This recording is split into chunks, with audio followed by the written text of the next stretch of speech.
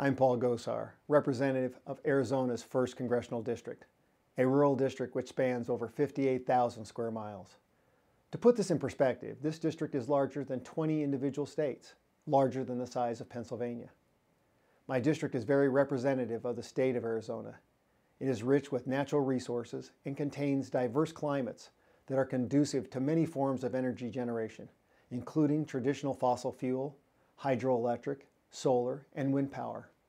I am happy to be here today to present the Congressional Western Caucus's weekly address and discuss President Obama and his administration's war on Arizona's jobs. Though blessed with natural resources, rural Arizona suffers from high unemployment. Arizona, however, is a state with strong and innovative leaders in our local and business communities.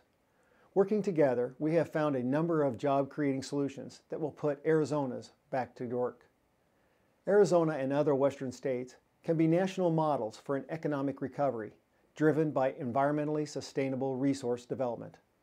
That is, when President Obama and his hand-picked bureaucrats are not killing our job-creating solutions with unnecessary red tape or broad-based bans.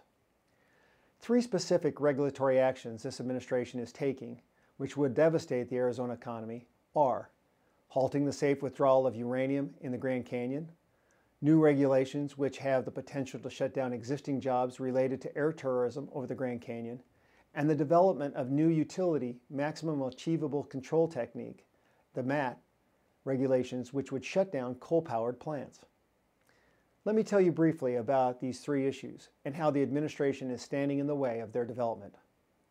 As a representative of a large portion of the Grand Canyon National Park, the preservation of this natural treasure is very important to me. I would not want any activity to occur that would threaten that vital aspect of our economy or the aesthetic beauty of the canyon. First, President Obama and Secretary Salazar unveiled a plan in January to ban 1 million acres of uranium-rich land in Arizona for future uranium mining. This ban shows a clear indifference to the separation of powers, their true lack of understanding about the importance and the use of facts, and a desire to use divisive partisan politics to hinder job and energy creation. Let's be clear. That's exactly what this unnecessary ban does.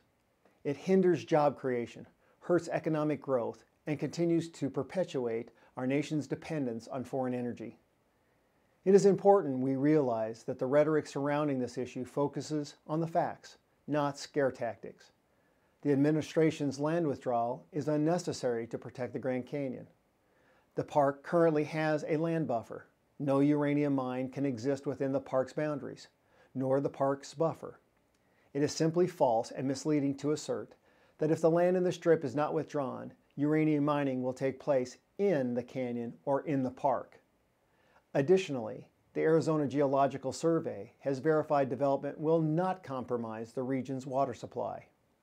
I strongly believe cautious development with strong oversight under federal statute strikes the careful balance between economic activity and the environmental protection, so I oppose the proposed arbitrary withdrawal. That is why Congressman Trent Franks, Jeff Flake, and I have introduced H.R. 3155, the Northern Arizona Mining Continuity Act of 2011. The bill would prohibit the Secretary of the Interior from banning uranium mining on the 1 million acres outside the borders of the Grand Canyon National Park in Arizona. The second project is related to air tourism over the Grand Canyon, which hosts more than 4 million visitors each year and directly supporting over 5,500 jobs that fuel our local economy and contributing to nearly 300,000 jobs in the tourism industry in Arizona. The air tourism industry plays a vital role in driving tourism, in turn fueling our regional economy and employing 1,250 people. I am deeply concerned that the National Park Service's plan to reduce overflight noise at the Grand Canyon will unnecessarily stifle economic development and restrict the ability for people across the country to see all of the canyon's natural beauty. The industry has been proactive in making the investments necessary to reduce noise while enhancing the overall experience. The National Park Service's action is simply another example of where the federal government continues to move the bar via regulations and in turn threaten the economic viability of our region. I have introduced new bipartisan legislation, the Grand Canyon Air Tour Protection Act, which finds a delicate balance between natural quiet and tourism. Continuing with the theme of federal overregulation, this past December, the EPA announced regulations that will force coal plants to reduce their emissions of mercury and other toxins within the next 3 years. However, this new rule, known as the Utility Maximum Achievable Control Technique, or MACT, is far too costly for our coal-powered plants and, more importantly, for our country. As a consequence of EPA's actions, many coal-powered plants will fail to meet this requirement and will be forced to shut down. The EPA, as an attempt to justify this nearly impossible to meet deadline, introduced a safety valve, which they say will allow plants to file for up to a 5-year extension. Yet this is just a false compromise, because the plants still need to try to upgrade within the first 3 years, and only then, after spending millions of dollars, will the EPA decide if these costly upgrades will qualify the plant for an additional 2-year extension. It is expected that the MACT rule will destroy 4 permanent jobs for every 1 temporary job created. We all want clean air and efficient energy, but this does not equate to the EPA wasting money and killing jobs as an attempt to make such goals mutually exclusive of one another. They are not. Finally, I would be remiss if I didn't mention my bill, the Southeast Arizona Land Exchange and Conservation Act of 2011, that would revitalize the Arizona economy. My land exchange bill will bring into federal stewardship 5,500 acres of high-priority conservation lands in exchange for 2,600 acres of National Forest System land in the Copper Triangle in southeast Arizona. This land opens up the 3rd largest undeveloped copper resource in the world.